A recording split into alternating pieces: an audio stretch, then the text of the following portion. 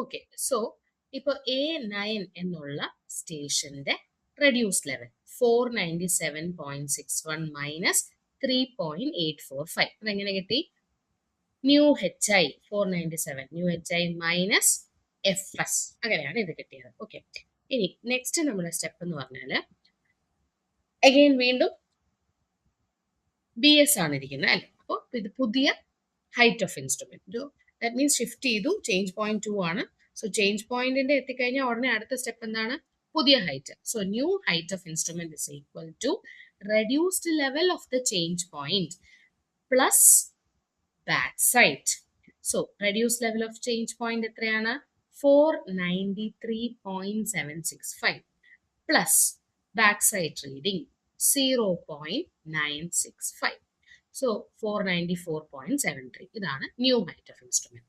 അടുത്ത step naturally എന്തായിരിക്കും? Reduced level of A10. Reduced level of A10 എന്ന് പറയുന്നത് എങ്ങനെ കണ്ടുപിടിക്കും?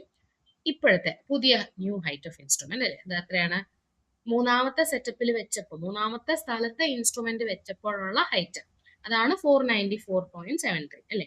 So new H I minus I S 494.73 minus 1.580.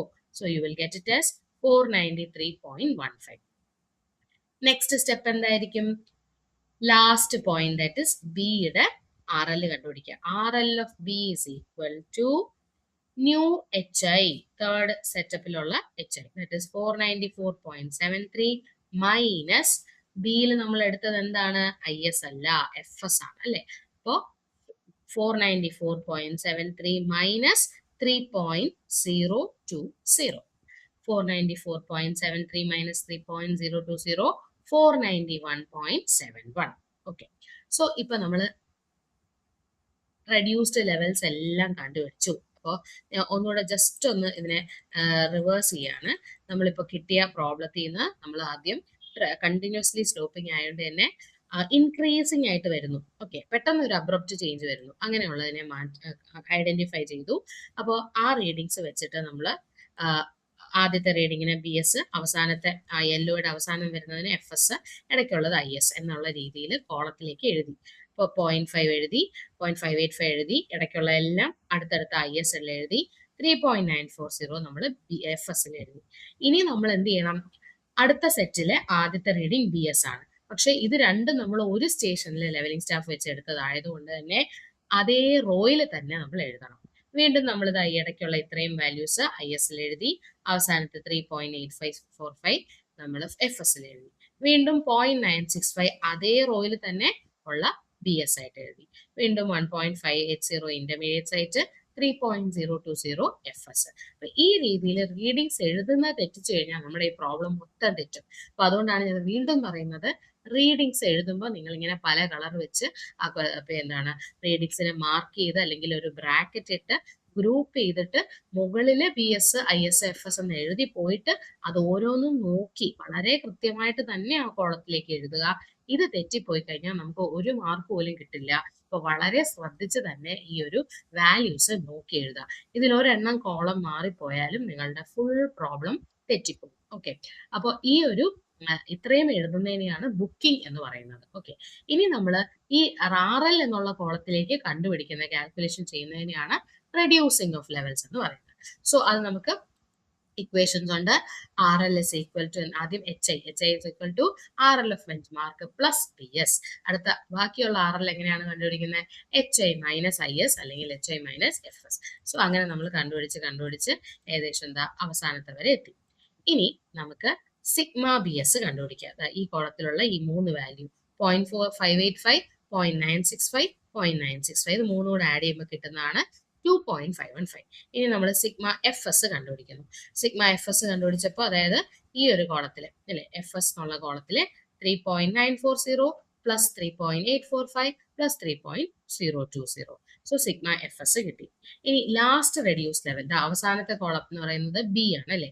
ബിയുടെ റെഡ്യൂസ് ലെവൽ എന്ന് പറയുന്നത് 491.71 minus first reduce level. First reduce level എന്ന് പറയുന്നത് 500 ആണ്. അപ്പോൾ last reduce level minus first reduce level, അവിടെ നമുക്ക് മൈനസ് 8.29 കിട്ടി.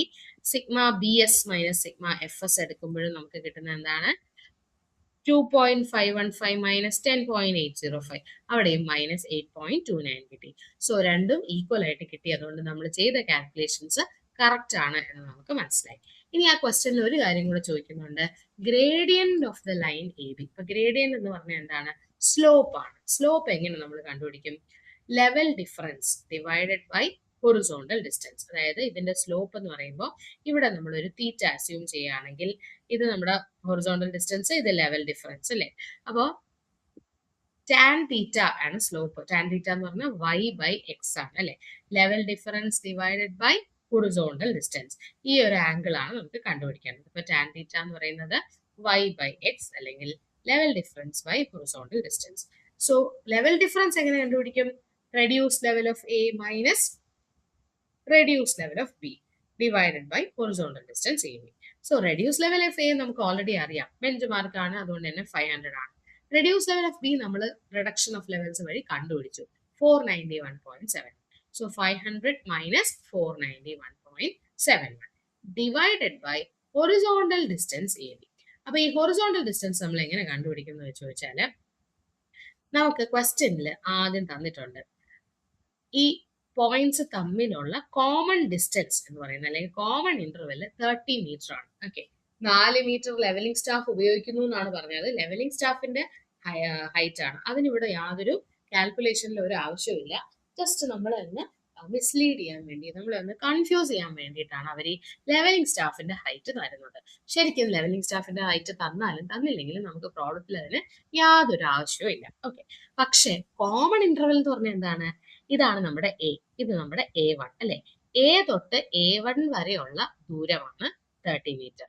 അത് തന്നെയാണ് മൊത്തം ആ ഒരു സ്ട്രെച്ചിലും പോയിരിക്കുന്നത്. അതായത് A1 തൊട്ട് A2 വരെയുള്ള ദൂരം, ഈ രണ്ടാമത്തെ എന്താണ് സ്പാൻ അല്ലെ, ഇവിടെ വരുന്ന ദൂരവും 30 മീറ്റർ ആണ്.